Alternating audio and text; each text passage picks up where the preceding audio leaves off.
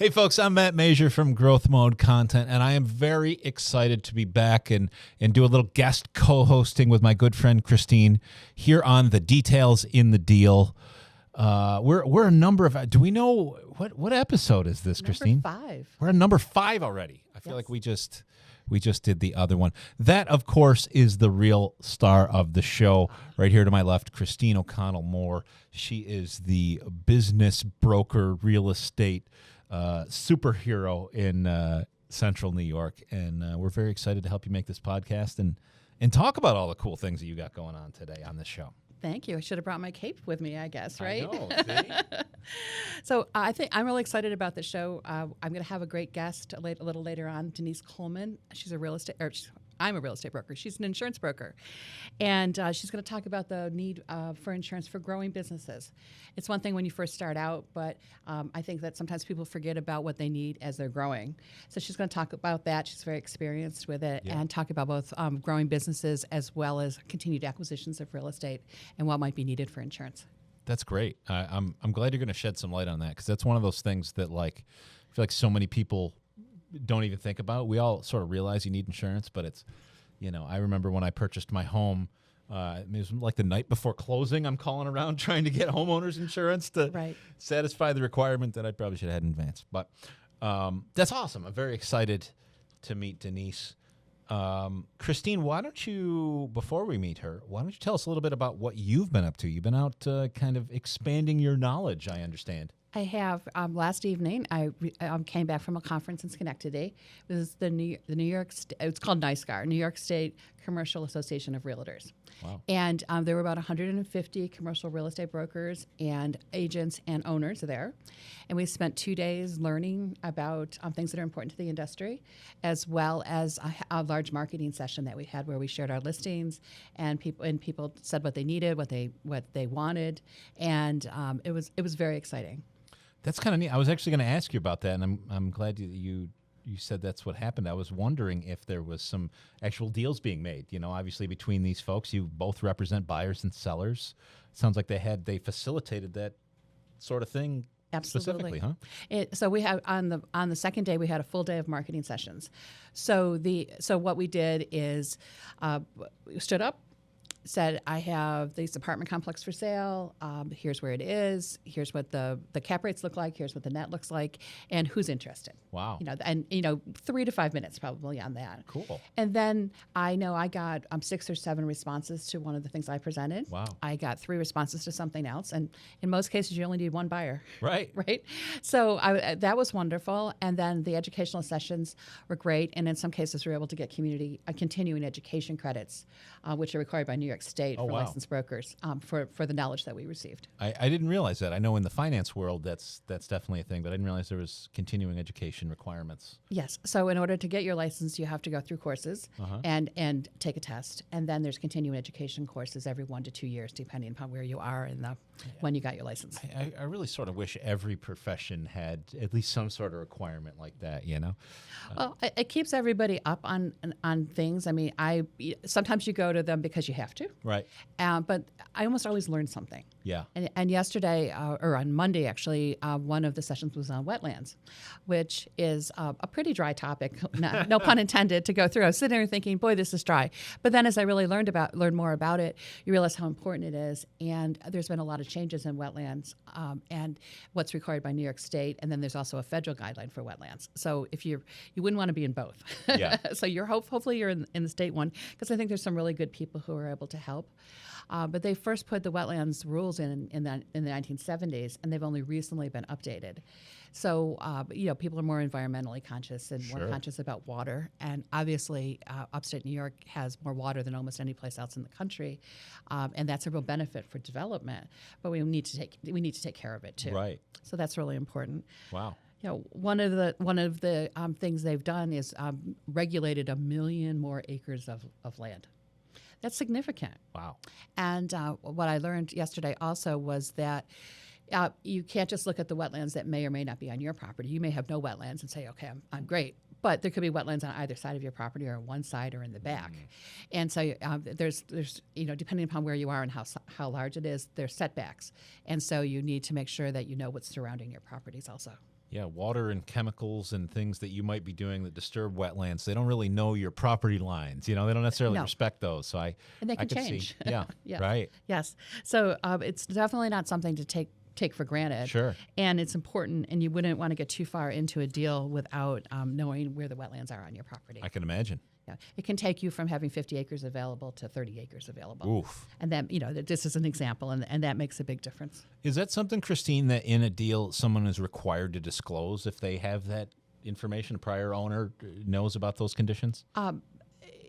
I would certainly suggest they do, Yeah. because that's something you're going to discover during due diligence if you don't disclose it. If it's not disclosed up front, and that's the sort of thing that could kill a deal. Yeah. Because if you want to build a certain size building or housing that's going to require a lot of sewers, for example, you want to know that up front, because you want the deal to work. That's the most important. Yeah. Is that the deal's going to work, and you don't want to discover these things that can be drawbacks. Sure. 2-3 months in, you've paid your lawyers, you've paid Right. your surveyors, you've paid lots of people to do the things that need to be done, and then all of a sudden you find out New York State isn't going to allow you to do this. Yeah, that was my concern. Right. Yeah. No, it's important, and it's all part of, I think, not to promote myself or my industry, but it's all part of working with somebody who knows what they're doing too. And a good real estate broker should know how to do this and know how to find the contacts to get you through what the state needs too. Now, not to change topics a little bit, but you were telling me some other sessions that you were taking there, and things, as my grandmother would say, are going to pot, I guess. You had some sessions on cannabis. We did, cannabis and how it relates to real estate, and very much like if you wanted to open a liquor store. There's a lot of rules that you have to follow from New York State. New York State was not the first state to allow cannabis sales, but they've been one of the slower states to really roll things out. Sure. And there's been a lot of issues with it.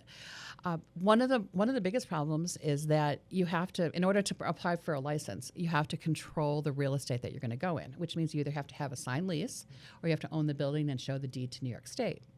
Well, if you're leasing and a landlord's going to hold up their building, they're going to want to be paid for that. Right. And you don't know if you're going to get a license. And so that you really have to be very well funded to get started in it. You can't just say, I'm going to just open a corner store and all of a sudden be selling pot. So I didn't really. So you actually have to have the location at the time you apply? Yes, and there's a lot of reasons for it. Oh, wow. But I think it does.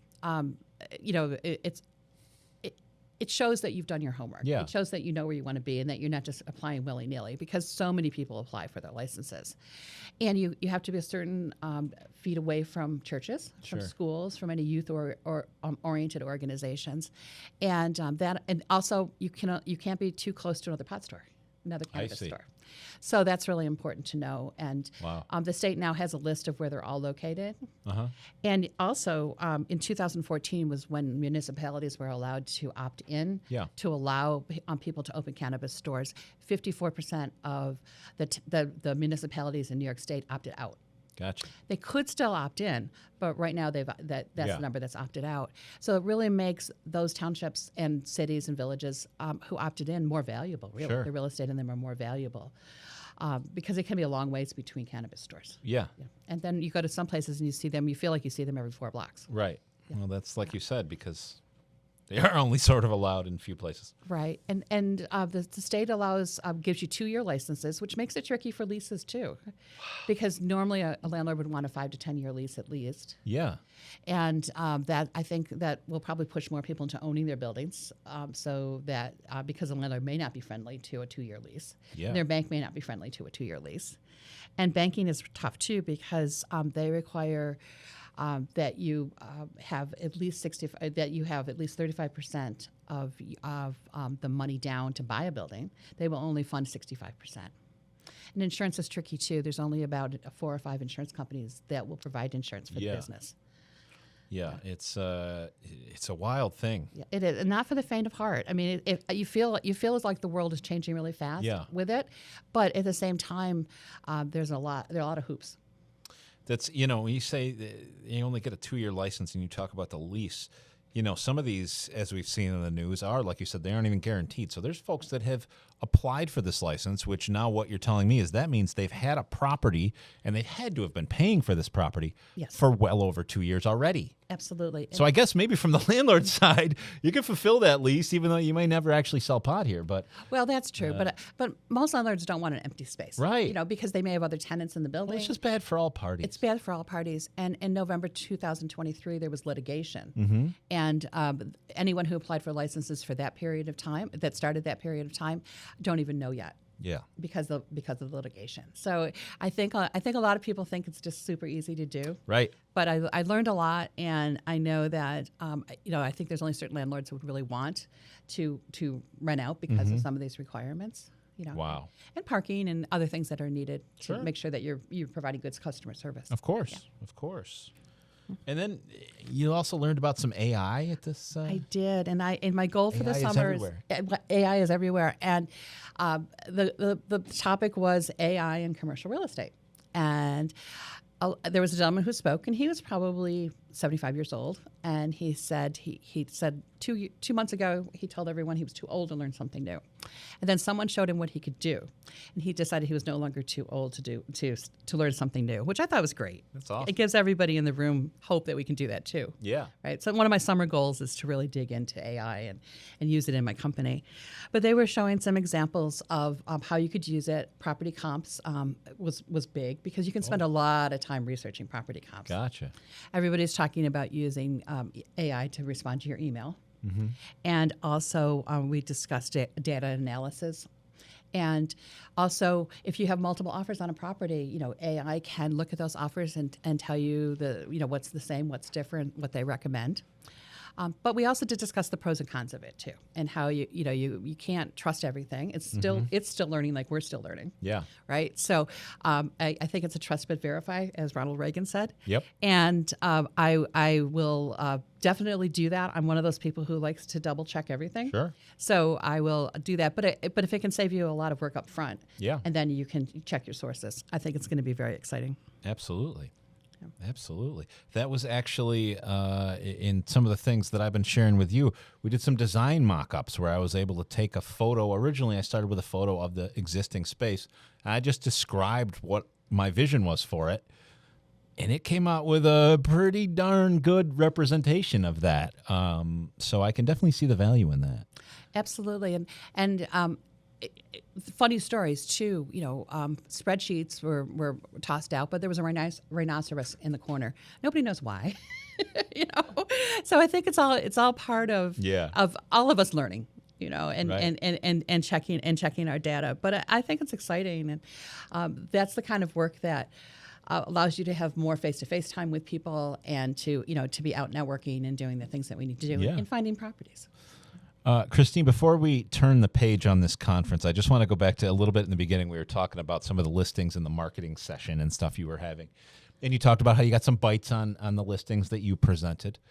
What were any really interesting or unique or any standout properties that you heard from some other folks at the conference that they had to sell? Great question. I think that one of the things I found most interesting is in Watkins Glen, there's a property that's a hotel with a house, and for some reason it can no longer be a hotel. I think the change in zoning maybe. I see. But it could be Airbnb. So and it's Watkins Glen, which is a big tourist area. Yeah. For those who don't know, in southern part of upstate New York. And I thought that's an interesting opportunity because it's you have the raceway there and hiking trails and a fabulous downtown. One of my favorite downtowns in upstate New York, small town downtown. Yep. And they have they do this really cool thing in their downtown. They have directions on the streets, embedded right in the sidewalks. And it tells you go north and you go to such and such place, and go south. And it points in those directions. And I thought that's really useful for an area that has so many tourists. So I think Watkins Glen is really cool. That's awesome. And there's a very cool apartment complex for sale in Binghamton and Endicott, New York, just outside of Binghamton, that has all townhouses, which are very popular, and many acres for additional land too. That's great. So that's something I'm definitely going to explore. I was going to say, that's got to be very interesting to you because obviously that's sort of in your wheelhouse and your range for the most part, right? Absolutely. I've done a lot of business in Binghamton. Yeah. So that's got to be kind of neat when you go to these events and hear about these things that, they're not. I've always found very interesting about real estate. It doesn't even have to necessarily be your deal, but you can make it your deal on the other side and absolutely enjoy these things. I've always said that I'm happy to take half of something instead of none of something. Sure. So co-broking is what it's all about when you can. So speaking of neat listings, Yes. what have you got since we spoke last? Well, we talked last about what I called a 27-unit apartment complex in Rochester, New York. I found out it was a 26-unit complex because when I reviewed the rent roll, it said 27. Turns out there's no 13. Oh, wow. So that was a big surprise to me. And I said, okay, we have 26 units, not 27. So it goes from unit 12 to unit 14. Yes. Wow. So you got to look. The details are in the deal, right? Yeah, right. So even that threw me for a minute, but then I figured out what it was. And much like hotels that don't have 13th floors and apartment buildings in New York wouldn't have a 13th floor usually, but it's a very cool building, 512-514 Lake Avenue, which is a pretty major commuting route in Rochester. If you're downtown, it'll take you right up to the lake. Gotcha. To Rondequoit Bay and the lake up that way. Yeah. And it's a combination of studios, 1 and 2 bedroom apartments. It overlooks the Genesee River.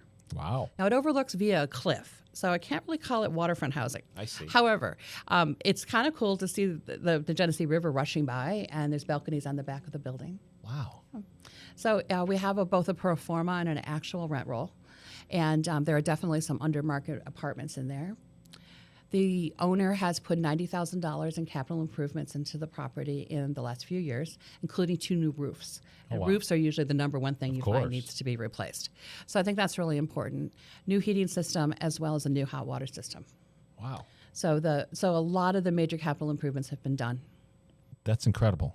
It sounds great, and the pictures of the place look phenomenal. I think it's a good investment, and it's properly priced. Sometimes you find properties today overpriced. Yeah. I really feel that this one is properly priced. Does that you think that'll equate a quick sale? I do. Yeah. We've already had a lot of interest, and tomorrow I have 4 showings. Oh, wow. Yes. Wow.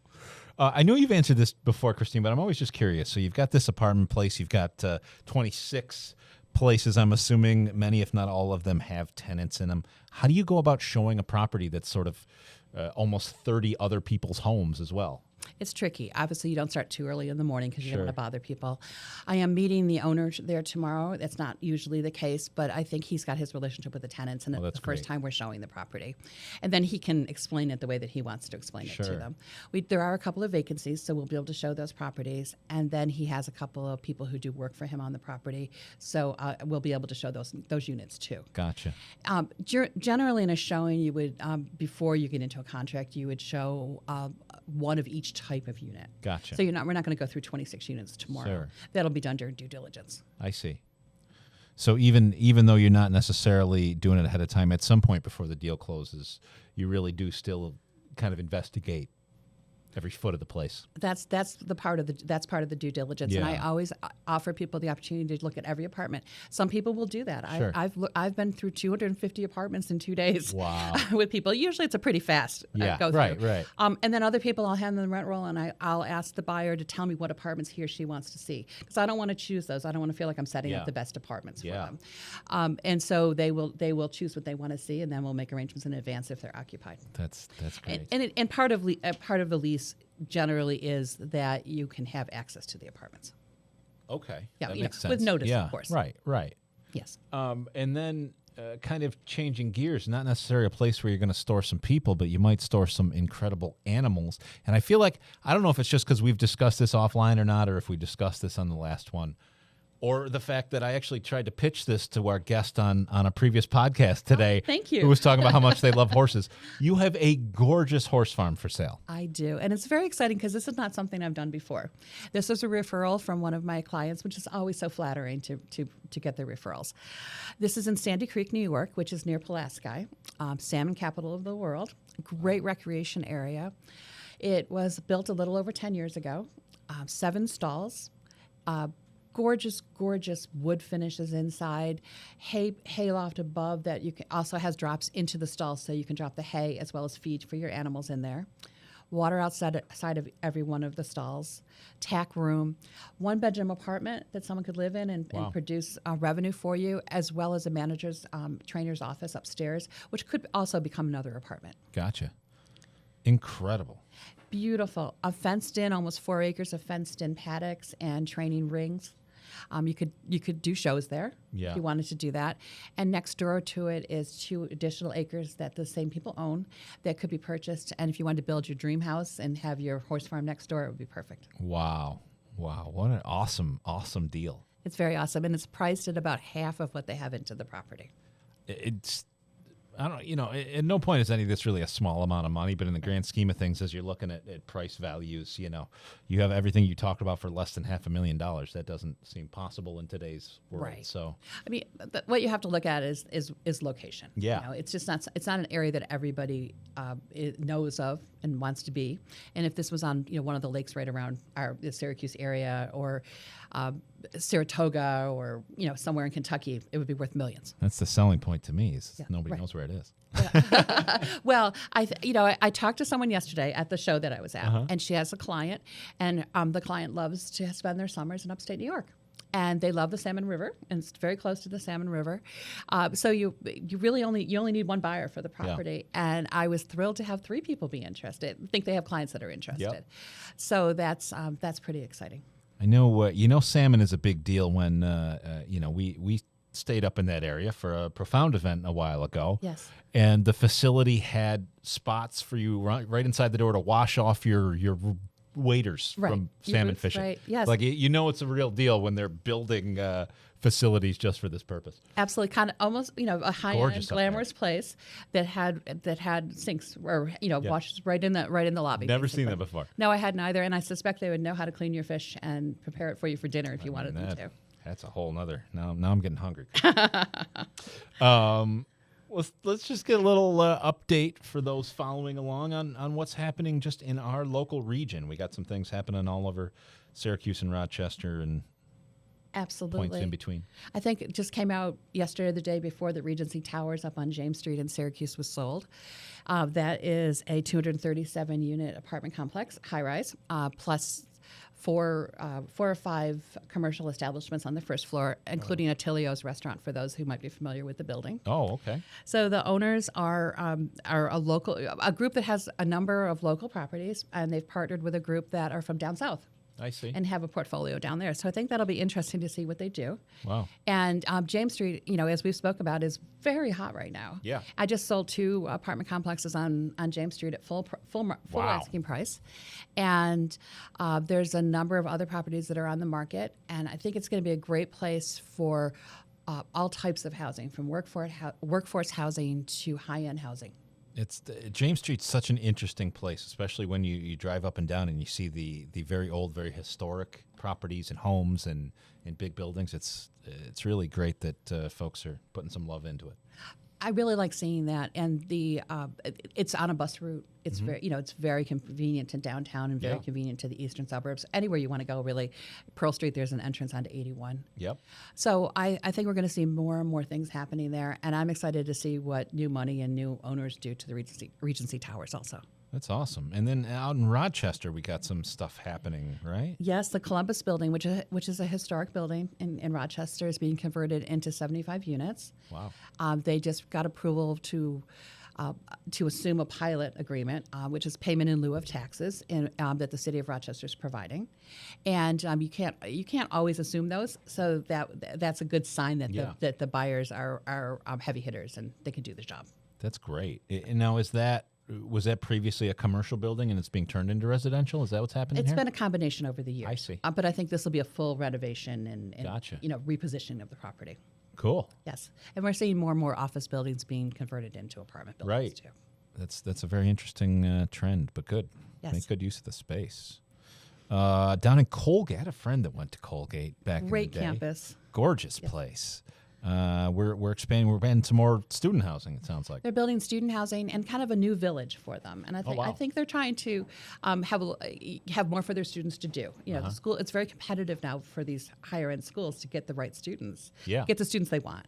You know? Right. So they're going to build more toward Main Street and have more things for the kids to do, the students to do, and to in places for them to live. And that gives them a little more control over the quality of the living quarters. Yeah. No, that's great. Yeah. Used to be a great pizza joint right on the main strip there. I don't know if that's still there or not. Well, pizza is popular with college students. When I went to Syracuse, Cosmos was the place to go. And, Nice. and every time I go up to Marshall Street, I still miss it. Oh, yeah.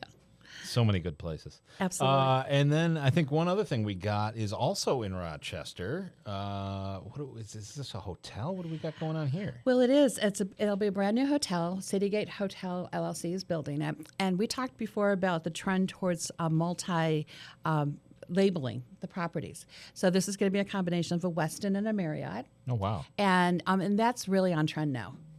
This will be exciting. It's in the Brighton section of Rochester, which is on the eastern part of Rochester, and very close to the highways. Yet in a really walkable area, and I think that people will really like staying there. That's neat. That's neat. I wonder, like, is one room Westin and across the hall it's a Marriott style room? How do they mix that up? Generally not. Usually it's towers, sections and towers, and but you can share check-in desks like we've talked about, and amenities. You won't need 2 gyms. You won't need Makes 2 sense. laundry rooms, that sort of thing. Makes sense. That's great. Yeah. So there's a lot of things happening, and every day I'm reading about exciting things happening in upstate New York. Our region is just exploding, bursting at the seams, and you are on the forefront of putting people in the places they need to make this happen. So I think that's pretty awesome, Christine. Thank you. I'm really hoping that we'll be able to bring more and more of that every month to the people who are listening. Like I said, you're in a great position because there's no shortage of new things happening all the time. So it helps. It's great. It's great. Yes. Christine, this has been awesome talking to you. I'm going to dip and let you take over the show with your incredible guest who's going to join us here in just a moment. Great. So Thank you very much. Thank you again for having me and keeping me up to date on everything that's happening here in New York State. Well, we're back now, and earlier I said that we were going to be talking with Denise Coleman, but we are talking with Denise Armstrong now, a newlywed. Congratulations. Thank you very much. I've recently met your husband. He's lovely. Yes. So that's all new things in your life? Yes, a lot of good things. And that was in the past, like it's 2 months old, Right. like it's so new and refreshing, and it's been wonderful. The Oh. transition. Changing my name on a lot of things is different. That's why the Denise Coleman Agency will stay Denise Coleman Agency, but I will be Denise Armstrong. Before we get into the area of insurance, can you tell us a Yes. little bit about you and your background and how you got into the business? Well, I got into the business from a friend who said I should get into insurance. So it was around 10 years ago. And I started out and I got my life accident health. And then when I was working at, it was Honda City at the time, as an internet sales manager, I was approached from a headhunter, type of person who said, "Hey, I think you should, look into this. What do you think?" And I said, "I don't know. Tell me some more." Within, I think it was 2 weeks, I had signed up, got my certifications, went through all that, and then those were completed, of course, within a few months. But and then I dove right in, opened up an agency, and now it's here. It's like, I can't believe it's been that long. But I bought an agency that was already established, and she works still with me, which is wonderful. She has 40 years experience, which is fabulous. Yes. So I have my own little, personal tutor, and it's just been history ever since. So I started out in working with cars and stuff, which got me. That's mostly what I do, is home, auto, life, and then I also do commercial, boats, ATVs, whatever you need insured. I protect your well-being. Oh, that's fabulous. And it's good not to have to go to too many people to do that. Exactly. Too. Yep. So you're a small business owner. Yes. And one of the things I wanted to talk about today is insuring small businesses. Yes. And because sometimes you start out as a really small business and then you grow, and that's probably how you started also, and you Yes. acquired a company. So can you give some advice to people and talk about insurance that might be needed for companies that are growing? Well, yes. Basically, make sure when you are insuring, there's different types of, your liability insurance, and then, you need your commercial for your business, for your actual physical building. So you need different insurances, and you need to look into that. You need to know, like, if you're leasing a building or if you own the building. There's different, obviously, policies for each one of those. But make sure when you are insuring your building that you know everything about that building and it's up to code. And because those are things that they need to know. I mean, it sounds silly. They're like, well, when was the plumbing put in, and when was the wiring done? And it's like, a lot of the people I talk to are like, I have no idea. I'm like, well, you have to find out this information. And another big thing I have with companies that are growing, someone starts out without employees, and then as they add employees, it's like, please do not put employees on your payroll listed yet. You can get them hired or whatever you're going to do, but when you're going to start paying them, you have to get workers' comp, Right. and paid family leave and disability paid family leave. Because I had a client who had not done that, and it was like thousands, and it was only for like a couple months. And were those penalties? Oh, yes. Yes, it was very extreme. So that's my advice. So know your business, know what you need. A lot of companies I do insurance for, commercial insurance for like their general liability. A lot of clients I have for their businesses are growing. They're adding equipment is coming in. They're adding employees. Their payroll. There's so much to it. Just know what you're doing and get the best advice that you can. And hopefully you have an agent that knows what to do and to guide you in the correct, way to go. So an agent who's experienced in commercial. Right? Yes. Yeah. How many times a year would you recommend reviewing your insurance? Well, with commercial, they're normally year policies, so I think once a year would be good. Unless, well, you're almost reviewing them every time you add a piece of equipment or take a named insured off or an additional insured or additional interested. There's all different things that are happening all year through every time you do something. Like, that's an endorsement that you have to do to add somebody on or take somebody off. So in a way, you're almost reviewing it because it's almost like, okay, now I showed this many vehicles and I showed this piece of equipment. Do you still have those? And then it's like, oh, wait a minute. No, I just sold that. Right. So I think throughout, every time you do an endorsement, it's a good time to review it so that when you get a year later, you do have the correct information. So many entrepreneurs own multiple companies and multiple properties, and they need an umbrella policy, liability policy. Yes. How do you advise on that? With an umbrella policy, you normally have to make sure that will cover the building, the home, your auto, and they all have to be at certain levels in order to write an umbrella policy. Normally, umbrella policies, I believe, start at like $250,000 to $500,000. So you have to make sure everything is at that level. And if it isn't, then you have to change everything to meet those requirements for an umbrella policy. So yeah, I do a lot of umbrella policies. So those are minimum requirements Yes. underlying. Yes, that's Okay. where it has to be written, starting from.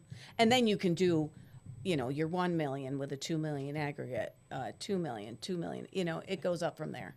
How do you figure out the right amount for the umbrella policy? That would be what are all your assets? What do you have to protect? What if someone sues you and they see you have a lot Right. of assets, they're going to go for it, right? Sure. And- The company with the most insurance. The company with the right. So you want to make sure that you cover your assets. Basically, that's what it's for, is to cover you if somebody sues you. Okay, thank you. Oh, absolutely. So someone's buying a business. What would you recommend to them if they want to check out the insurance that the business has now, what's been covered, and putting a new policy on for a business? Okay. I'm not sure if that's up to the client that's selling, if they would let you see the policy that they had before. That would be great. Let's assume they will. Let's assume they will. Okay. Then I would look that over and see, just to make sure, to see what coverages they have. Make sure everything is covered that you need. There's different coverages that you might require other than the ones that they had. It also depends on what you are putting in that building. If you're acquiring a building, but you're not even going to be selling what that other person was selling or manufacturing or whatever they were doing, you want to make sure that yours is tweaked to fit your specific needs. Yes, it's good to have a reference because it'll kind of give you a guideline of what the insurance would be. Sure. But if the risk changes, it will change the premium. So when you're reviewing the financials of a company you're acquiring, you can't assume that what they're paying for in insurance is what you would pay for insurance. Correct. And because insurance is actually, people do not understand credit scores, people. Right. Your credit is so important. It reflects on every loan you get. It's how your premium is rated for your auto, for your homeowners. Everything is based on a credit score. And if you have a company that has not built up a good credit score, work on that. That would be my biggest thing for people to take away, is your credit score means more than you think it does. So if you're that's interesting. If you're acquiring a company that has a bad credit score, that could be detrimental. They could have really high premiums. Interesting, because they would because often those are the kind of companies you find for sale, right? They're in trouble. Probably, right? But they might not have been when they wrote the policy though. They could have turned into a lower credit score, but you don't know. There's so many factors. That's why you really got to look at it and find out. If you find out that they wrote that policy 20 years ago, right? Well, they could have a really low policy, but they're probably underinsured because they haven't added on and grown their policy with their business if their business has expanded. Makes sense. It's all based on risk. And there's a million questions when it comes to commercial insurance, like things you wouldn't even think about. Excellent. Well, that's new to me to think about it that way. Yeah. So I appreciate that information. Absolutely. So earlier in the podcast, we talked about cannabis and real estate. And I was at a conference this week, and they talked about how hard it is to insure cannabis companies. So I'm wondering if you have experience or knowledge regarding this, or what kind of advice you might have. I am looking into learning to see how I can write cannabis. It's so new. There's so many things changing out there that are happening. What businesses are able to be, leasing buildings to be in business. I know there is a lot of restrictions on payrolls and what banks do cash checks from a cannabis company. So those I do know, and I do have some contacts that are able to do payroll for specific cannabis companies so that those bank checks are cashed. But other than that, I haven't written one yet, but I'm looking into it so that I can. Because it's obviously a growing business. It is amazing right. how that has taken off. Yes. Yes. And another thing, just to sort of cap things up that we talked about earlier, was AI in real estate. But I'm wondering how AI is impacting insurance. I think AI has a huge impact in insurance. I use it a lot when I'm writing letters that I need to, for clients, and to give you different insight and different ideas, because you can obviously be like, oh, yeah, that's right, I forgot about that. It gives you different ways to think about certain things, different policies and how they are carried out. And I think AI is, I like AI. I think it's good as long as it's used properly. Sure. And not in a negative way to, there's fraud. And that is a huge thing. I know that we deal a lot with cybersecurity. And I think as long as things are maintained correctly or used properly, I think it's a great tool to use in insurance. That's great, and we'll see more and more of it, I'm sure. Absolutely. Yes. It's the beginning. Great. Denise, is there anything else you want to talk about before we finish up? No, I'm very excited for you. I just thank you. love this. I'm so happy. I want to get you out there and promote you as much as I can because I think this is great for people to have, it's a very laid back setting and to really learn. I've listened to your other podcasts and I'm like, oh, that's a good idea. Or, it just brings insight to different things, especially, being in insurance and what you're doing with real estate. It's very helpful. Well, I thank you. appreciate it. Thank you so much. I appreciate that, and I would try to be educational as well as promotional, of Yes. course. So I think it's a good combination for people. I love it. Keep it up. Thank you, and thank you to Growth Mode Productions, too. They've been really Yes. great to work with, and we appreciate everybody here. Yes. So good. Well, we're going to sign off now, but stay tuned for future podcasts. We're going to hopefully next week have a banker join us, or next month to have a banker join us, as well as some people who are doing some unusual things and putting together partners in the real estate markets. Oh, very nice. Yes. Thank you, Denise. Thank you.